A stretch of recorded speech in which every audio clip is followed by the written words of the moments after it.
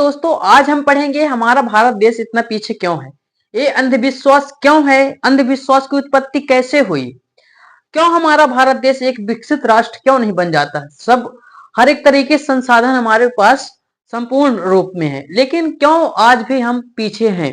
इसका कारण है सबसे बड़ा अंधविश्वास। अंधविश्वास और एक पूरी तरह से संसाधन भी ना होना, एक पैसे की कमी भी होना और राजनीतिक अस्थिरता।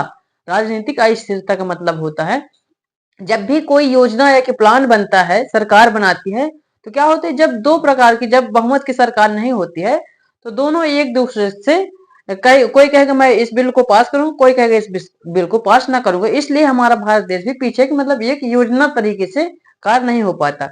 मेरा मुख्य उद्देश्य आज क्या है, आपको अंधविश्वास बताना। अंधविश्वास क्यों है भारत में, इसकी उत्पत्ति कैसे हुई। इसकी उत्पत्ति, अंधविश्वास की उत्पत्ति मैं एक छोटी सी कहानी के माध्यम से आपको बताना चाहूंगा। आप थोड़ा ध्यान लगा के सुनिएगा, ठीक है। एक क्या थी, एक पति पत्नी थे, दादी बब्बा पति पत्नी, मतलब कि पति पत्नी थे। उनके पास दोनों ये अंधे थे, ब्लाइंड थे, ठीक है। आप ध्यान से सुनिएगा, ये दोनों अंधे अंधे थे, ठीक है। अब इनके क्या हुआ, एक बालक जन्म हुआ, एक बालक का जन्म हुआ, एक बालक का जन्म हुआ। और जब ये खाना बनाया करती थी, ये दादी जो औरत थी इस बब्बा की, ये दादी जब खाना बनाया करती थी तो कुत्ता आता था तो खा जाता था। आप बोलेंगे आप क्यों खा जाता था, क्योंकि वो दोनों अंधे अंधे थे, उनको दिखता नहीं था। तो वो बेचारी दादी खाना बनाया करे और वो जब वहीं पास रख दे खाना तो कुत्ता आए तो खा जाए। तो सब वो दोनों दादी बब्बा रोते रहे, रोते रहे।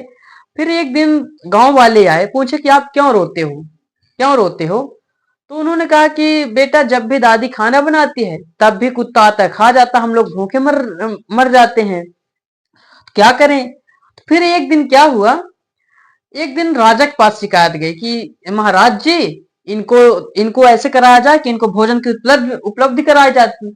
ये तो दादी खाना बनाती है, इनके पास संसाधन भी है, खाना पीना सब कुछ है, लेकिन जब बनाती है तो खा नहीं पाते, कुत्ता खा जाता है।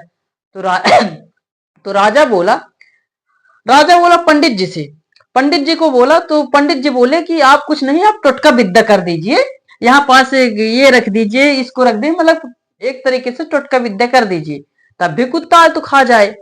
और कुछ लोग गांव के बताए कि बारी रूंद दो, तब भी कुत्ता आए तो खा जाए।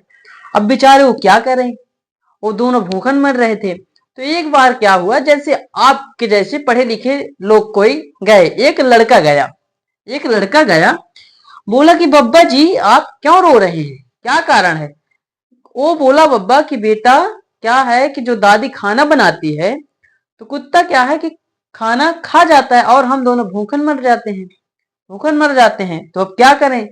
तो वो लड़का बोला, जो छात्र था पढ़ा लिखा, उन्होंने क्या बोला कि जब भी दादी खाना बनाए, अब आप वहीं पास बैठे रहिएगा और एक डंडा ले लीजिएगा, वहीं डंडा को पास में खट खट किसी में मारिएगा। जब उसकी आवाज सुनेगा कुत्ता तो कुत्ता ऑटोमेटिक भाग जाएगा। ये हकीकत में ऐसा हुआ। आप सोचेंगे इतनी बड़ी कहानी का मतलब क्या है, मैं बताऊंगा थोड़ा, 1 मिनट और। जब ये दादी खाना बनाया करती थी तो बब्बा बैठ के अब वहीं पास से खट खट डंडा मारते थे तो कुत्ता सही में भाग गया और फिर दोनों खाना पीना खाने लगे। अब फिर क्या हुआ, जब ये खाना पीना सब खाना पीना खाने लगे, सब अच्छे से चलने लगा, फिर इनके बच्चा बड़ा हुआ तो इनके इस बच्चे की शादी किए। ये बच्चा, ध्यान रहे कि ये बच्चा क्या था, अंधा नहीं था, ठीक है। और ये दोनों दादी बब्बा अंधा थे। जब इस बच्चे की शादी हुई,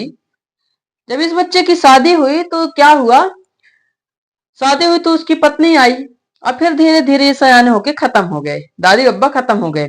इसका लड़के की शादी हुई, जब उसकी पत्नी आई तो उसकी पत्नी जब खाना बनाया करे तो ये लड़का भी जैसे माता पिता का देखा है वो, तो उसी तरह लड़का भी मारने लगा।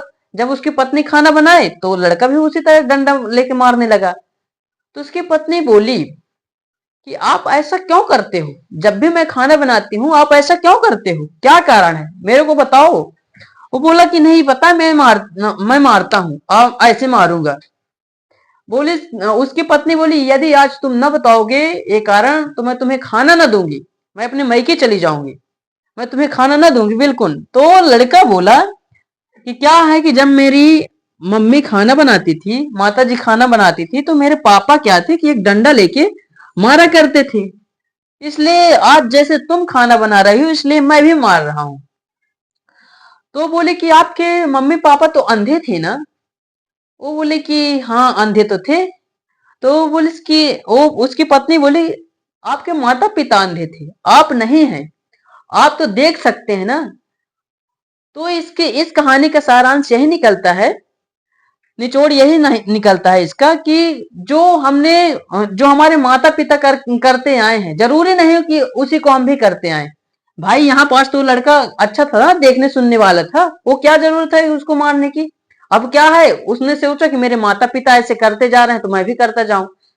इसी तरह अंधविश्वास की उत्पत्ति हुई। अंध मतलब ये दोनों अंधे अंधे, विश्वास यानी जो उसमें विश्वास किया, इसी में अंधविश्वास की उत्पत्ति हुई। ठीक है, एक कहानी के माध्यम से बताया।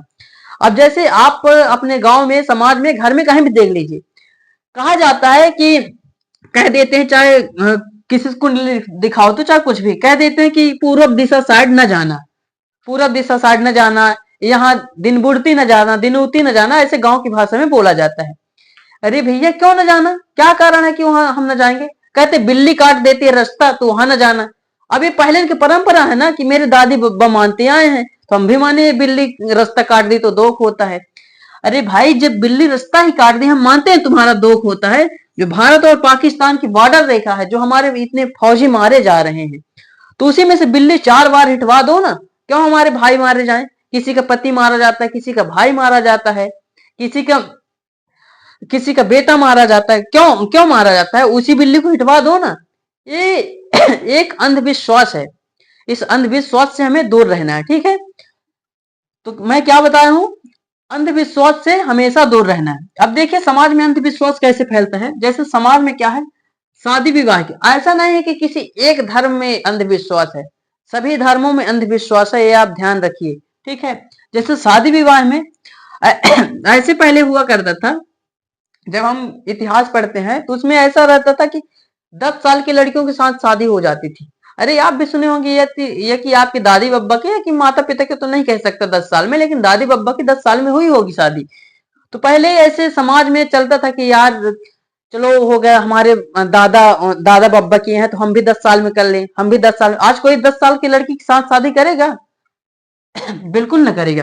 तो क्या है, अभी मैं एक दिन न्यूज देख रहा था, उसमें क्या है कि एक मुस्लिम धर्म में हलाला होता है, हलाला टाइप में होता है।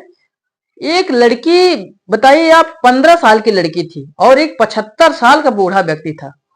वो बूढ़ा जबरदस्ती शादी कर रहा था उस लड़की से, और उसके घर वाले करवा रहे थे। उसकी हलाला की प्रक्रिया होती है, हालांकि एक वीडियो में बना दिया हूं, आप जब सर्च करेंगे हंसराज सर हलाला, हलाला बाय हंसराज सर जब सर्च करेंगे तो आ जाएगा। तो इसमें क्या होता है कि एक लड़की, वो बेचारी इतना मतलब रो रही थी, बोली कि मुझे नहीं करना, नहीं करना, बहुत तेजों से रो रही थी।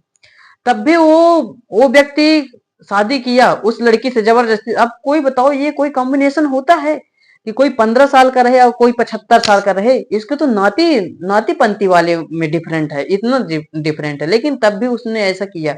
ये क्या है, कह देते हैं ये हमारे धर्म का पार्ट है, हमारे धर्म में ऐसा चलता रहा है तो आज हम चलाएंगे। ऐसा कुछ नहीं है। आप तार्किक सोच रखिए, संविधान हमारा बिल्कुल कहता है, कर्तव्यों में लिखा है कि अंधविश्वास को दूर रहें, अंधविश्वास से दूर रहें और वैज्ञानिक दृष्टिकोण अपनाएं। तो आप भी वैज्ञानिक दृष्टिकोण अपनाएं, अंधविश्वास के पीछे न पड़े कि एक बिल्ली रास्ता काट दी है तो हम उस साइड जाएंगे नहीं। यदि अभी बीमार हो जाए कि कुछ भी इमरजेंसी हो जाए, तब नहीं होगा कि बिल्ली रास्ता काटी है कि इस दिशा में जाना है कि कहाँ जाना, वहां पास लगेगा कि नहीं यार पहले हॉस्पिटल पहुंचा जाए। ये ये देखा जाता है। और आजकल देखते हैं कि अंधविश्वास तो इतना फैल गया, आप डॉक्टरों से पूछेंगे, डॉक्टर आज हमारे भारत देश के हैरान है, ये सब अंधविश्वास देख देख कर हैरान है कि यार कैसे कैसे मरीज हैं हमारे भारत देश में। इसीलिए अधिकांशतर डॉक्टर आप देखते होंगे जो अच्छे क्वालिटी वाले डॉक्टर है, तो यहाँ डॉक्टर वैज्ञानिक यहाँ बिल्कुल बहुत नाम मात्र के रहते हैं, बाकी दूसरे देशों में चले जाते हैं। यही सब देख के, आडंबर देख के उनको बोरिंग हो गए हैं। अब देखिए ये जो शादी विवाह में, जैसे हिंदू समाज में भी ऐसा होता था, हिंदू समाज में भी ऐसा होता था कि मतलब छोटी छोटी उम्र में पहले शादी हो जाती थी, हिंदू समाज में आज भी हर एक क्षेत्र में अलग अलग परंपरा के रूप में शादी होती। जैसे अपने उत्तर भारत में देखा जाए तो बहन के साथ शादी नहीं होती हिंदू धर्म में। बहन को बहुत पवित्र माना जाता है, भांजी को बहुत पवित्र माना जाता है, यानी कि बहन की लड़की को या लड़का को, इसको बहुत पवित्र माना जाता है उत्तर भारत में। और यही हिंदू समाज में दक्षिण भारत की ओर देखे तो शादी की प्राथमिकता वहां दी जाती है, पहले भांजी से शादी की जाती है। यदि कोई मामा है तो पहले, यदि भांजी है उसके पास, भांजी है उसकी सगी भांजी, तो पहले प्राथमिकता उनकी शादी में दी जाती है। और यही यही अपने भारत में। अब देखिए अंधविश्वास के कारण क्या हमारा हमारा देश पीछे भी जाता है। अब कारण क्या है, जैसे कोई काम करना है तो पहले क्या सोच लेते हैं कि अरे पहले हम इस दिन से शुरू करेंगे, कहीं जाना होगा तो हम इतवार को नहीं जाएंगे, हम बुध को नहीं जाएंगे, हम ये ऐसे ऐसे दिन बता देते हैं, हमें इस दिशा में नहीं जाना है, हमें यहाँ नहीं जाना है। ये क्या हमारे भारत की अर्थव्यवस्था को एक प्रभावित करता है। अब जैसे मान लीजिए कोई मशीन उत्पादन करती है 1,000 कुंटल कुछ भी उत्पादन करती है मान लीजिए, ठीक है।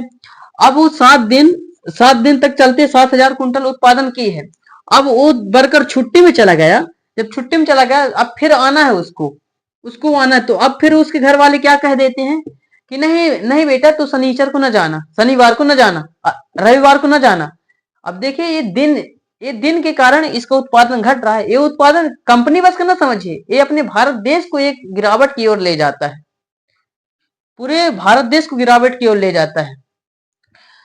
जब यहाँ उत्पादन न होगा तो कहाँ व्यक्तियों के पास पहुंच पाएगा, कैसे पैसे बनेगा अपने भारत देश में। इसी तरह तो गरीबी फैलती है, गरीबी और बेरोजगारी फैलाने में सरकार बस का हाथ नहीं है, एक एक व्यक्तियों का हाथ है, ये जान लीजिए, ठीक है।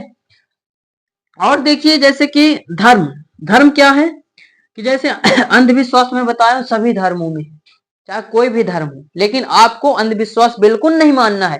ये नहीं कहना है कि मेरे पिताजी मानते आए उस चीज को तो मानते आऊं मैं भी।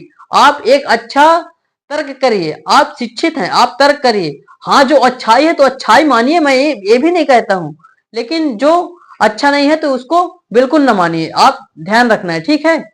अच्छाइयों को हमेशा लेना चाहिए, चाहे कहीं से भी मिले अच्छाई, आपको अच्छाइयों को हमेशा अनुसरण करना चाहिए और जो बुराइयां हैं उसको दूर करना चाहिए, ठीक है। तो आज के लिए इतना ही दोस्तों, हमको जरूर कमेंट में बताएं कि ये वीडियो कैसी लगी आपको। धन्यवाद।